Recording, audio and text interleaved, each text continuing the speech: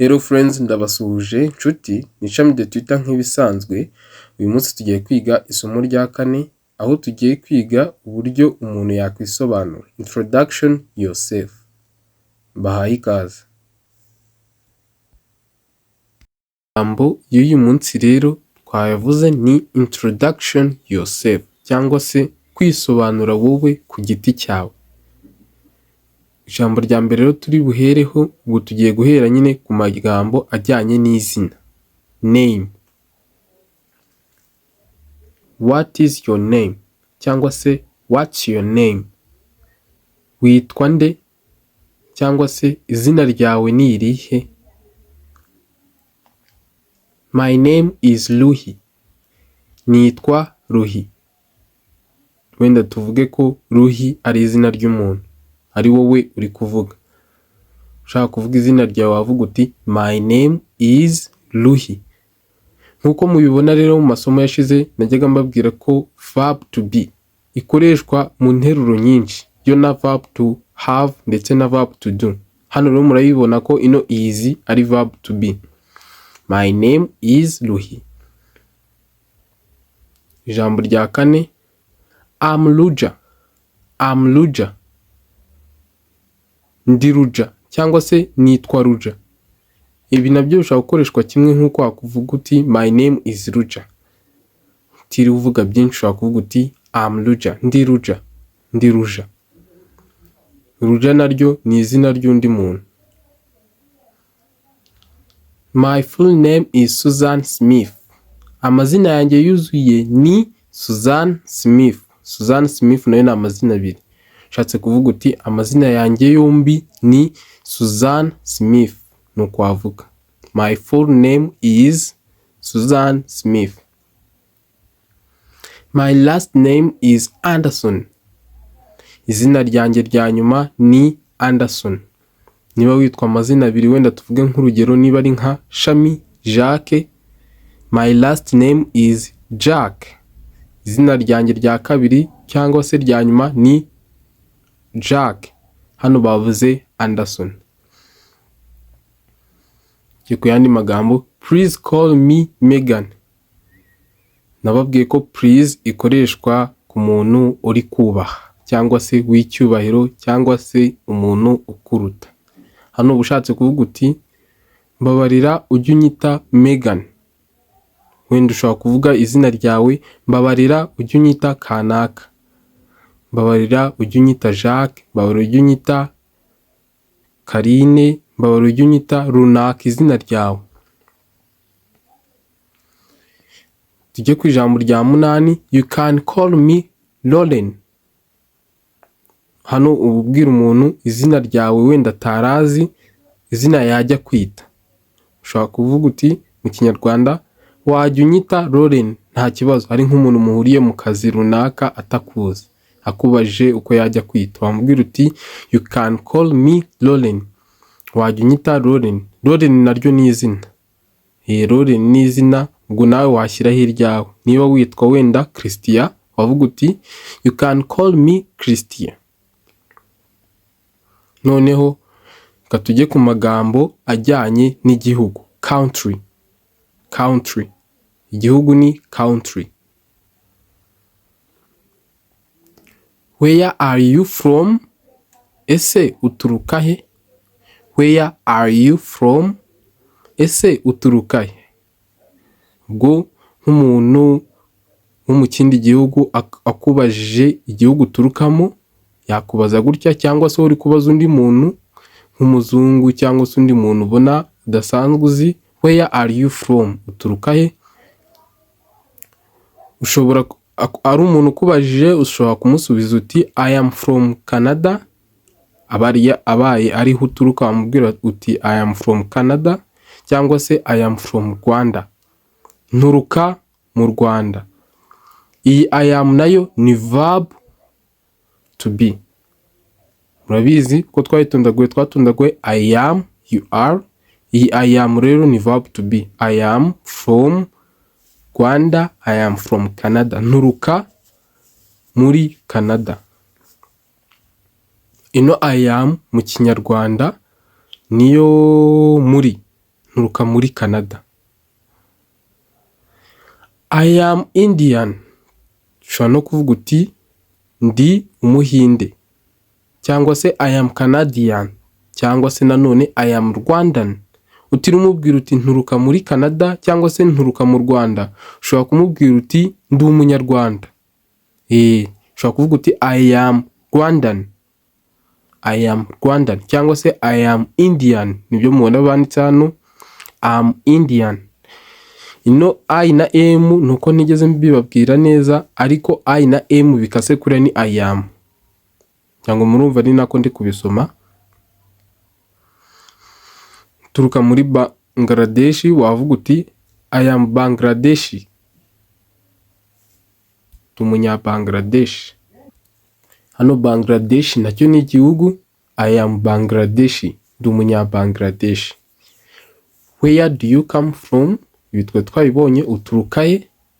Twongeye tubisubiremo kugira ngo tubyumve neza. Where do you come from? Uturukaye.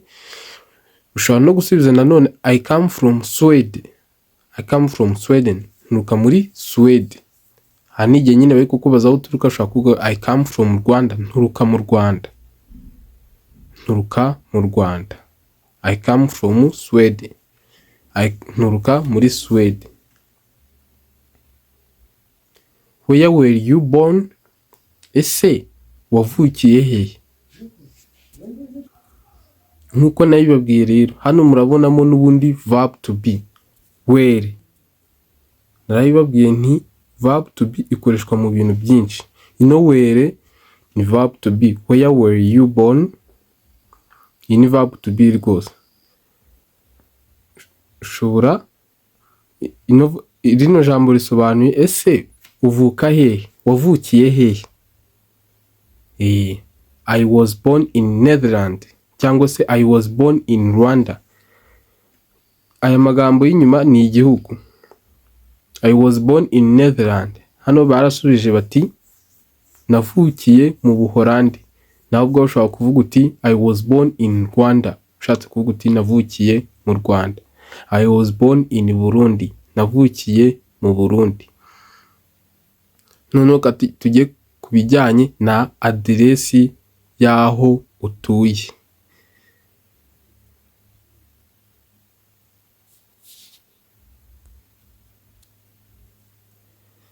Ku bijyanye na aderesi y'aho utuye, where do you live? Ese utuye hehe? Where do you live? Where do you live? Nkuko hano mu bireba murabonamo verb to do. Musubire mu masomo yabanje twagiye tuziga neza verb to do, verb to have, verb to be. Izo nizo nshinga z'ingenzi mu rurimi rw'icyongereza zikoreshwa mu nteruro. Utuye he? Where do you live? I live in Chicago. Ntuye muri Chicago. I live in Chicago. Ushobora no kuvuga uti I live in Kigali. Ntuye muri Kigali.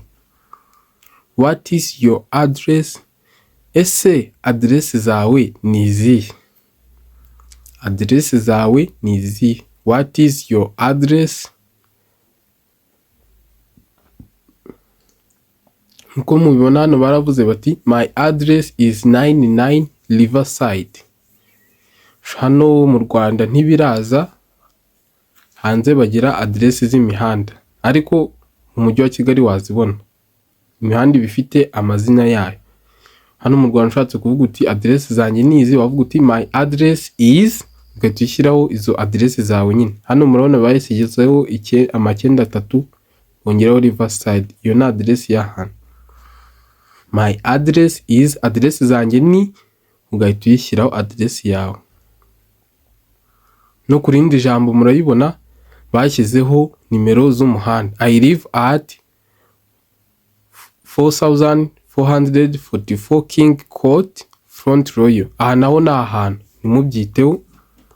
Ushobora kuvuga uti ntuye aha ngaha, cyangwa se I live at, wenda katuro umuhanda uzwi muri Kigali, KK 509 Street. Ntuye ku muhanda wa 509 Kigali Kicukiro. nuko ushobora kuba wabivuga. I live at, ntuye aha, ngahita uhavuga nyine. Noneho reka tujye ku bijyanye n'imyaka. Age, imyaka umuntu afite. Age,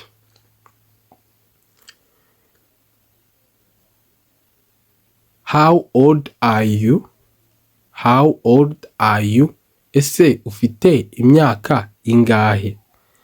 Ufite imyaka ingahe? I am 25 years old. Mfite imyaka 25. I am 25 years old.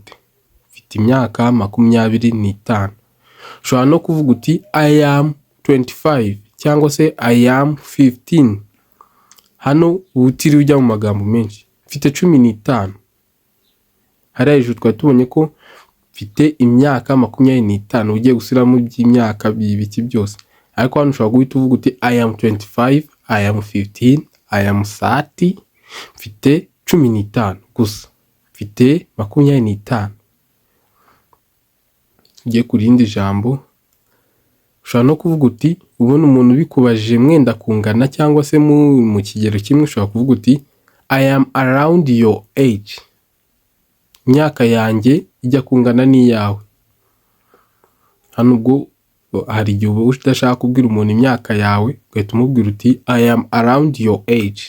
Imyaka yanjye n'iyawe birayingayingana, bijya kungana. Ushobora no kumubwira uti I am near 14. Wenda hano ni igihe ufite imyaka yenda kwegera 14.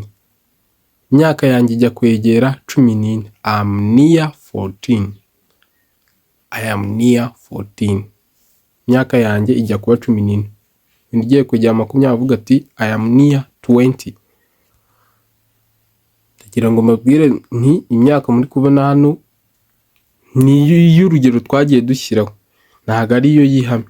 Nk'iyi 14 I am near 14, imyaka yanjye yegereye 14. Nawe ushatse washyira iyawe, iyo iyawe yegereye. Tujye ku bijyanye n'umuryango, family. How many people are there in your family? Ese mu muryango wanyu mufitemo abantu bangahe? How many people are there in your family? Mu muryango wanyu mufitemo abantu bangahe? There are 5 people in my family. Mubaye mufitemo 5, ushobora gusubiza gutya. There are 5 people in my family. Dufite abantu 5 mu muryango wanjye, cyangwa se mu muryango wanjye harimo abantu 5. My family, cyangwa se ubundi buryo ushobora kubivugamo utiri uvuga ibigambo byinshi kuriya, wavuga uti my family has 5 people. Umuryango wanjye ufite abantu 5, cyangwa se ugizwe n'abantu 5. Who do you live with? Ese ubana nande? Who do you live with? Ubana nande? To whom do you live? Ese uba kwande? To whom, aya magambo tuzayiga. Whom, which, whose, ayo yose tuzayiga. To whom do you live? Ese uba kwande? Aya ni amagambo aba ashatse kuvuga umuntu utashatswe kuvugwa mu nteruro. Twagiye I live with my parents. Mbana n'ababyeyi banjye. Mbana n'ababyeyi banjye. I live with my parents. Reka dusoreze ahangaha.